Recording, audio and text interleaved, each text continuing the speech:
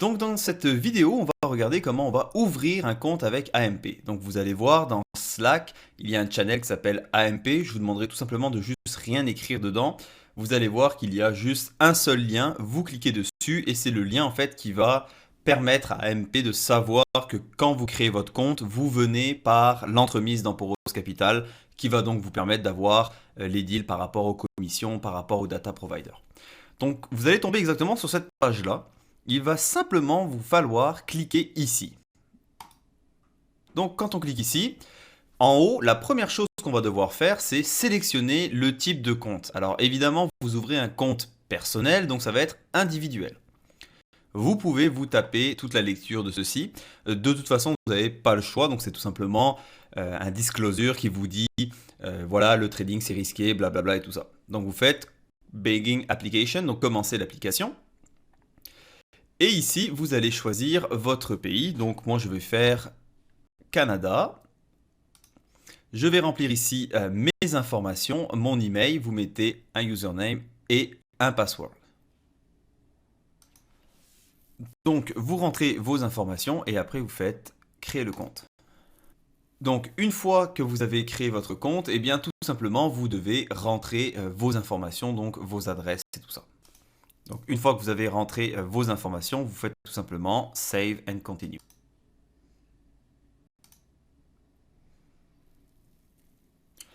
Alors là, ça va être la petite partie où est-ce que on va peut-être arrondir un petit peu nos chiffres, tout simplement pour avoir justement toutes les meilleures marges. Alors, vous gagnez tous entre 50 et 100 000 dollars et vous avez ici donc votre valeur nette. Je vous conseille fortement de mettre entre 250 000 et 500 000 dollars. Est-ce que vous êtes à la retraite? Non. Ils vont vous demander un business. Donc, qu'est-ce que vous faites?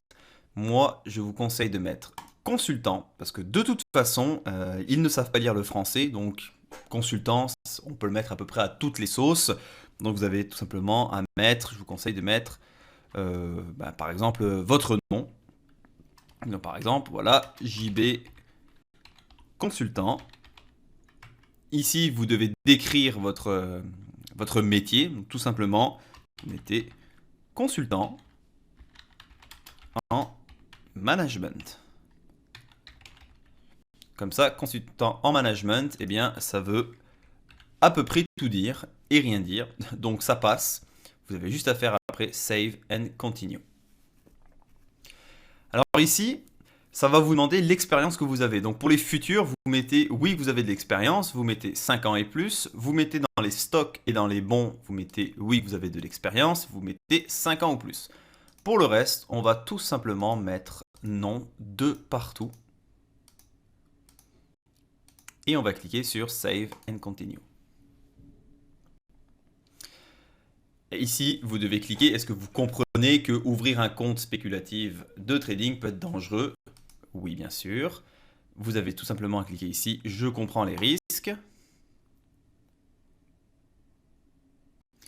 Ici, vous mettez oui, je suis d'accord. Oui, je suis d'accord. En fait, vous mettez oui à absolument tout.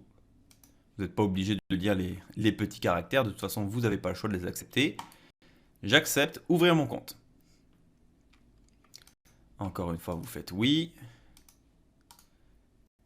J'accepte. Encore une fois, on va faire oui.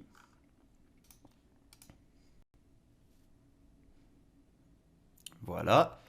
Ici, vous avez simplement à cliquer sur signer de façon électronique. Vous cliquez OK, c'est bon. Vous cliquez encore une fois ici. Vous cliquez encore une fois ici. Vous allez jusqu'en bas, vous faites j'accepte.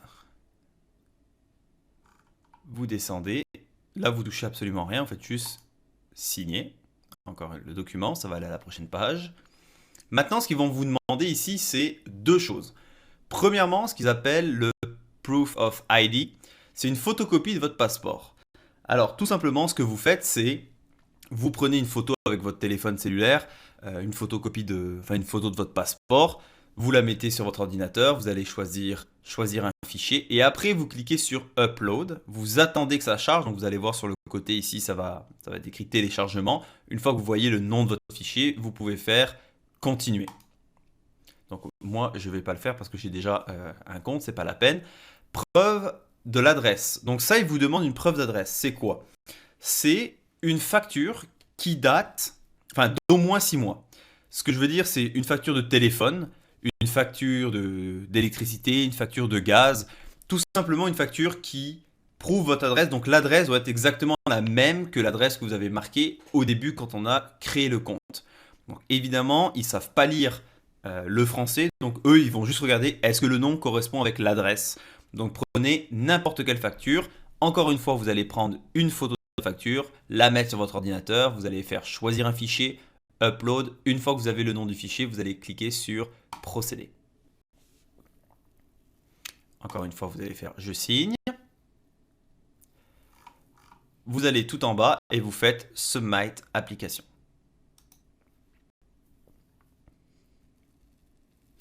Là, vous allez voir, l'application est déclinée. Donc en gros, votre demande est refusée. C'est tout à fait normal parce que AMP doit vérifier votre passeport et votre preuve d'adresse, donc votre facture. Ce qu'il vous reste à faire, eh bien, c'est tout simplement attendre de recevoir un message de AMP. Par la suite, AMP va activer votre compte et vous allez devoir envoyer des fonds sur votre compte. Donc, je vous conseille, pour envoyer des fonds, on va regarder ça tout de suite, d'appeler votre banquier parce que si jamais vous faites une erreur, eh bien ça peut prendre plusieurs jours et ça va vous coûter des frais pour recevoir l'argent. Alors, à savoir que quand moi j'ai envoyé des fonds, ça a pris, avant que les fonds soient reçus et activés sur AMP, environ 10-15 minutes, pas plus. Vu que c'est ma banque qui l'a fait, ça m'a coûté quelques frais. C'est pas grave, au moins c'est fait tout de suite. Donc on va regarder comment faire les transferts.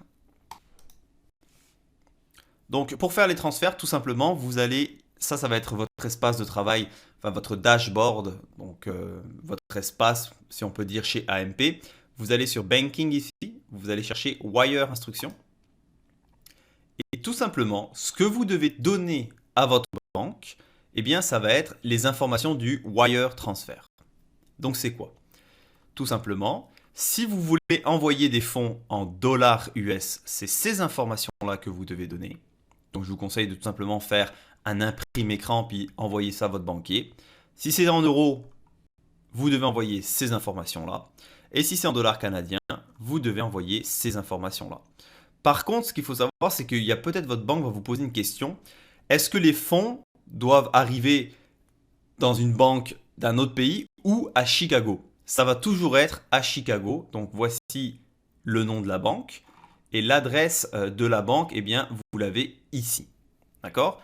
Donc automatiquement, AMP va transférer les fonds, si vous envoyez en euros ou en dollars canadiens, eh bien, il va vous les transformer en dollars US de façon automatique. Ce qu'il faut savoir, par exemple, faites attention. On va vous demander d'ajouter une note. Donc, vous demandez à votre banquier ce qu'on appelle un mémo. Dans cette note-là, vous devez dire à votre banquier qu'il écrive d'abord le nom de votre compte. Donc, le nom de votre compte, c'est quand vous savez, quand vous avez créé votre compte, vous avez dû mettre un username. Eh bien, vous devez donner ce nom-là. Et par la suite, votre numéro de compte. Donc, le numéro de compte, vous allez l'avoir une fois que AMP va activer votre compte. Vous donnez ça à votre banquier, il envoie les sous. De façon générale, c'est extrêmement rapide. Une fois que vous l'avez reçu, eh bien, vous allez recevoir un email de AMP qui va vous dire « Nous avons bien reçu vos fonds, veuillez maintenant activer votre compte ». Alors, dans le email que vous allez recevoir, eh bien, tout simplement, on va vous demander de programmer votre compte. Donc, vous allez cliquer sur le lien, ça va vous donner ceci. En haut ici, vous devez sélectionner Initial Setup New. Vous faites juste cliquer ici.